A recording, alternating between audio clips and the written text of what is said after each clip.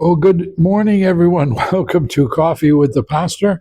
I'm Pastor John Woodin, and this is a ministry of Hollywood Faith Christian Center in beautiful Hollywood, Florida. We welcome you. Well, for the next few days, I'm going to be speaking about the fire of God.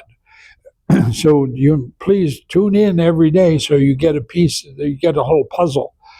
We're going to start in Exodus chapter 3. Now Moses was tending the flock of Jethro, his father-in-law, the priest of Midian, and he led the flock to the back of the desert and came to Horeb, the mountain of God.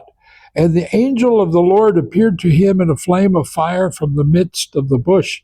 So he looked, and behold, the bush was burning with fire, but the bush was not consumed. And Moses said, I will now turn aside and see this great sight, why the bush does not burn.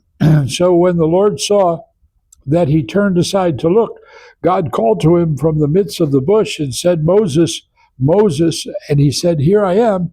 Do not draw near this place. Take your sandals off your feet, for the place where you stand is holy ground. Moreover, he said, I am the God of your father. Now I'm going to stop there. First we see, and the angel of the Lord appeared to him in a flame of fire.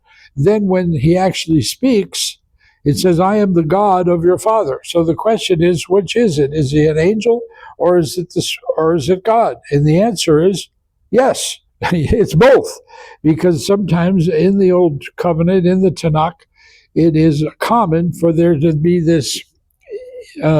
It's almost they're almost intertwined. Is sometimes it's called the angel of the Lord, and sometimes it's the Spirit of the Lord, and sometimes it is God Himself speaking. In the Old Testament, the fire of God is frequently associated with the manifestation of God's presence and power. The fire represents divine nature of God. Exodus 13, the pillar of fire was at night, and the pillar of cloud by day, and the Lord went before them day by day in a pillar of cloud to lead the way, and by night in a pillar of fire. This is an actual manifestation of the presence of God in their midst. Exodus 19, now Mount Sinai was completely in smoke because the Lord descended upon it in fire. If you remember, the Lord invites the Israelites to come to the mountain of God. He comes to Mount Sinai, and he descends after 3 days. He descends on the mountaintop in fire, so that his manifest presence. But they were afraid, because God began to speak to Moses, but it sounded like a trumpet, and it kept getting louder and louder and louder. And they got more and more afraid and said, basically, Moses, you go up, you go to God, you find out what he wants, and then you come back and tell us. It's not much different than today.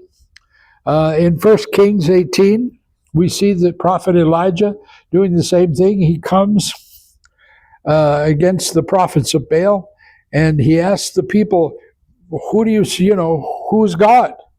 Is it God? Is it the God of our fathers, or is it Baal? And they couldn't answer. They didn't know the answer.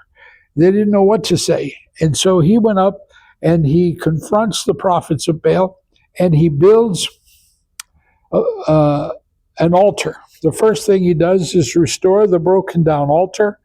Then he puts the wood in order, ready for the fire. He then cuts the bowl in pieces. And then he takes water, and in large water pots, if you remember, these water pots are 20 or 30 gallons, and 3 times he pours water on the wood, on everything. Now, that is not a good recipe for a fire. If you want to build a fire, that is just not going to work. But at the end of the day, and he puts a trench around it, and the water fills the trench, and then he asks he asked God to come down and consume the sacrifice by fire, and that's what happens. The fire of God comes down and consumes the sacrifice, to let the people know that it's a supernatural situation. And then, of course, the people shout, it's God, it's God, it's great, it's great. 15 minutes ago, they couldn't figure out what they wanted to do. Not much different than today. The fire of God was the manifestation of his holy presence. God bless you. See you again next time.